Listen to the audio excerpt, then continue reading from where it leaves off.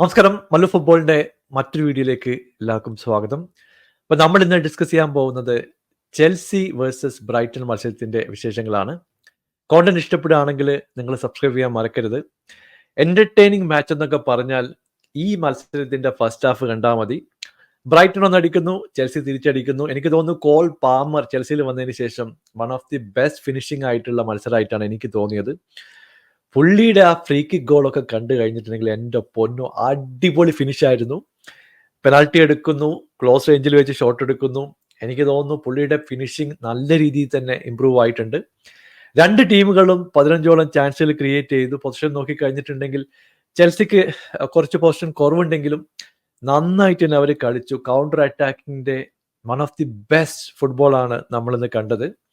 Close റേഞ്ചിൽ വെച്ചിട്ടുള്ള ഒരുപാട് ചാൻസുകൾ ചെൽസിയുടെ സൈഡിൽ നിന്ന് മിസ് ചെയ്തു. ഓഫ് സൈഡ് ആയിട്ട് കുറച്ച് ചാൻസുകൾ കട്ട് ചെയ്യേണ്ടി വന്നു. ഇല്ലെങ്കിൽ ചിലപ്പോൾ ഈ ഗോൾ ലൈൻ എന്നൊക്കെ പറഞ്ഞാൽ ഒരു 10 ഗോളൊക്കെ വന്നിട്ടുണ്ടെങ്കിൽ അതിൽ യാതൊരു സംശയവുമില്ല. ഫസ്റ്റ് ഹാഫ് കഴിഞ്ഞപ്പോൾ തന്നെ 4 ഗോളിന്റെ ലീഡിലേക്ക് ചെൽസി വന്നു. ഈ 4 ഗോളുകൾ അടിച്ചത് കോൾ പാമറിന്റെയാണ്. സാൻജോയുടെ കാര്യം എടുത്തു പറയുന്നുണ്ട്. പുള്ളി ലെഫ്റ്റ് വിങ്ങിൽ വളരെ കൃത്യമായിട്ട് മൂവ് ചെയ്യുന്നുണ്ട്. പുള്ളിയുടെ ത്രൂ പാസ് ആയാലും പുള്ളി വിൻ ചെയ്തിട്ടുള്ള പെനാൽറ്റി ആയാലും ശരിക്കും പറഞ്ഞിട്ടുണ്ടെങ്കിൽ ചെൽസിയിൽ വന്നതിന് ശേഷം നല്ല ഇമ്പ്രൂവ്മെന്റ് ആണ്, അല്ലെങ്കിൽ നല്ലൊരു മാറ്റാണ് നമ്മൾ സാൻചോയിൽ കാണുന്നത്.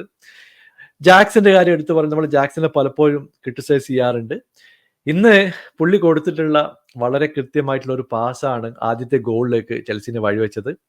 കൗണ്ടർ അറ്റാക്കിങ്ങും ഡിഫൻസീവ് മിസ്റ്റേക്ക് നല്ല രീതിയിൽ തന്നെ മുതലാക്കാൻ ചെൽസിക്ക് കഴിഞ്ഞു.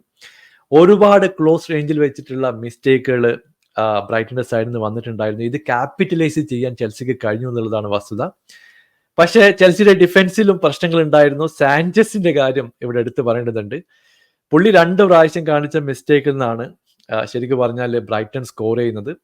ആദ്യത്തെ പ്രാവശ്യം എനിക്ക് തോന്നുന്നു പുള്ളി ക്ലിയർ ചെയ്യേണ്ട ഒരു പന്തായിരുന്നു. ഹെഡറിലൂടെ ആ ഒരു ആദ്യത്തെ ഗോൾ വന്നു.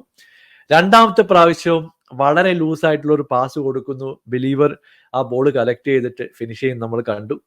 ശരിക്കും പറഞ്ഞാൽ ഈ 2 മിസ്റ്റേക്കുകളും മാറ്റി നിർത്തേണ്ട മിസ്റ്റേക്കുകൾ തന്നെയായിരുന്നു. അപ്പൊ ഡിഫൻസ് നോക്കി കഴിഞ്ഞിട്ടുണ്ടെങ്കിൽ സാൻചസിന്റെ ഈ ഒരു ഷെയ്ക്ക് ബിഹേവിയർ ഒരു പ്രശ്നം തന്നെയാണ്. പുള്ളി കുറച്ചുകൂടി കോർഡിനേറ്റ് ചെയ്ത് കളിക്കേണ്ടത് ചെൽസിന്റെ ഡിഫൻസിനെ സംബന്ധിച്ചിടത്തോളം ഒരു അത്യാവശ്യ ഘടകം തന്നെയാണ്. പിന്നെ മിസ്സായിട്ടുള്ള ഓപ്പർച്യൂണിറ്റി നമുക്കറിയാം. കൗണ്ടർ അറ്റാക്കിങ്ങിൽ ചെൽസിയുടെ സ്പീഡ് നല്ല രീതിയിൽ തന്നെ ഹെൽപ്പ് ചെയ്യുന്നുണ്ട്. റൈറ്റ് വിങ്ങിൽ മധുവൊക്കെ, ലെഫ്റ്റ് വിങ്ങിലായിട്ടുണ്ടെങ്കിൽ ഓപ്ഷൻസ് ഒരുപാടുണ്ട്. ജാക്സൺ നന്നായിട്ട് കളിക്കുന്നുണ്ട്. പാമറുടെ മൂവ്മെന്റ് സ്ലിക്ക് ആയിട്ടുള്ള മൂവ്മെന്റ് ആണ്. പുള്ളി സാൻജോയുടെ കയ്യിൽ ബോൾ കിട്ടിയാൽ തന്നെ വളരെ കൃത്യമായിട്ട് ബോക്സിലേക്കോ ലെഫ്റ്റ് വിങ്ങിലേക്കോ പോയി ബോൾ കളക്ട് ചെയ്തിട്ട് സിംഗിൾ ഷോട്ടാണ് അടിക്കുന്നത്. ഒരു ടച്ച് പോലും എടുക്കാതെ ഷോട്ട് അടിക്കുന്നു. അത് തന്നെയാണ് 2 ഗോളിലേക്ക് വഴിവെച്ചത്.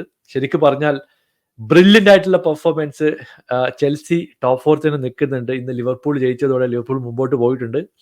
എന്തായാലും മരസ്കയുടെ ടീമിൽ പ്രകടമായിട്ടുള്ള മാറ്റങ്ങൾ കണ്ടുവരുന്നുണ്ട്. പ്ലേയേഴ്സ് ഒക്കെ കുറച്ചൊരു ജെല്ലായിട്ട് കളിക്കുന്നു. മിഡ്ഫീൽഡ് സോളിഡ് ആണ്. ഡിഫൻസ് കൂടെ കുറച്ച് ബെറ്റർ ആയി കഴിഞ്ഞിട്ടുണ്ടെങ്കിൽ നല്ല രീതിയിൽ തന്നെയുള്ള ഇമ്പ്രൂവ്മെന്റ് ചെൽസി സൈഡിൽ വരും എന്ന കാര്യത്തിൽ ഒരു സംശയവുമില്ല. നിങ്ങളുടെ അഭിപ്രായം താഴെ അറിയിക്കുക. പുതിയൊരു വീഡിയോയുമായി വീണ്ടും കാണാം. Thank you so much for watching. Bye for now.